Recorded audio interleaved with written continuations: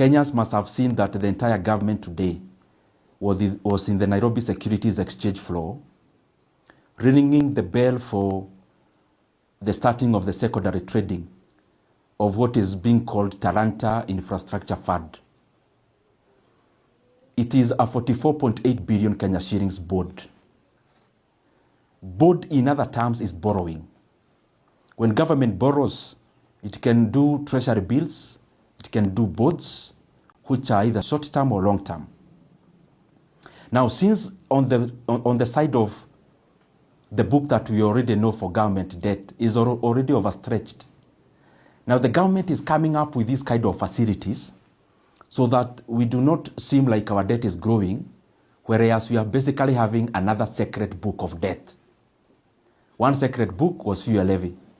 The second secret book, of course, is now this one for Talanta, at the behest of, or under the auspices of the sports fund. What is it? The Kenyan government is borrowing today, or has already borrowed, 44.8 billion Kenya shillings.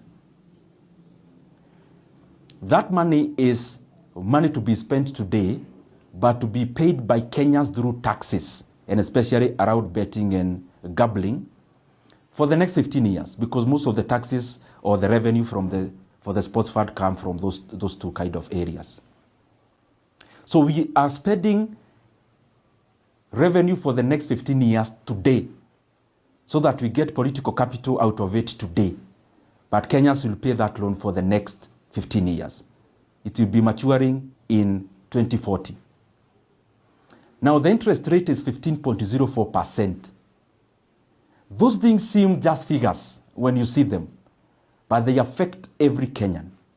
Because at that rate of 15.04%, it means boards that are paid semi-annually after every 6 months, the government will be paying from the sports fund around 3.4 billion Kenya shillings after every 6 months.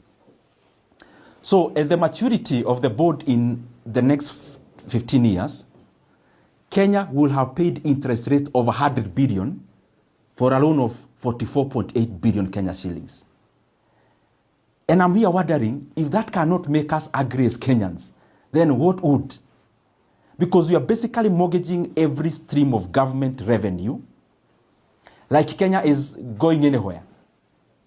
Kenya will still need a sports fund for the next 15 years. What is the urgency of rushing to overburden the country with a 44 billion loan, which upon maturity will be paying more than double on interest rate alone? From where we see it is a very reckless manner of running the fiscals of a country, because we are now mortgaging income streams of the country. And I can tell you without breaking of an eye that these kind of mechanisms you see, the experienced officers in the National Treasury do not even support it, including the fuel levy securitization. It is only the excitement of some people who are now putting our country in this kind of risk. Any experienced economist, even in the National Treasury, and I'm saying it having been in close interaction, do not support this kind of recklessness. I request the leadership, let us put our country first beyond the convenience of what we want to do in terms of developmental politics. Because Kenya will be here past the next election. We don't need to overheat our economy just because people have to see that something is being done. What we need to know is that Kenyans have always had stadiums. We have a stadium in Kasarani. We have a stadium in Nyayo. So we have not invented building of stadiums today. Kenya has always built state-of-the-art stadiums. That's one. Secondly, Kenya has always built tarmac roads. In fact, if you do in terms of kilometers, there are more roads that have been built in the past than has been built today. So we are also not inventing building of tarmac roads. It then shows you that as we rendered those services in terms of Kenya to the Kenyan population in the past, we never endangered Kenyans with this kind of financial engineering that is reckless. So the book they need to check is the book on how to make the economy be able to generate enough revenue on the mainstream side of it so that we can be able to provide services and infrastructure in the way that we want. But the other side is that we need sincerity from leaders.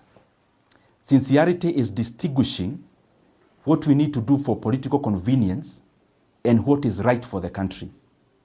Now, if this government came to power and they realized that all the fuel levy had been securitized by the previous governments, then there would be government to administer what? And it is the same question we are asking futuristically. Now the government is securitizing every revenue stream. Now the government that will be coming, in whichever time, they'll be coming to administer which revenue. The revenue you've already taken loans, borrowed, and misused, or where will this revenue again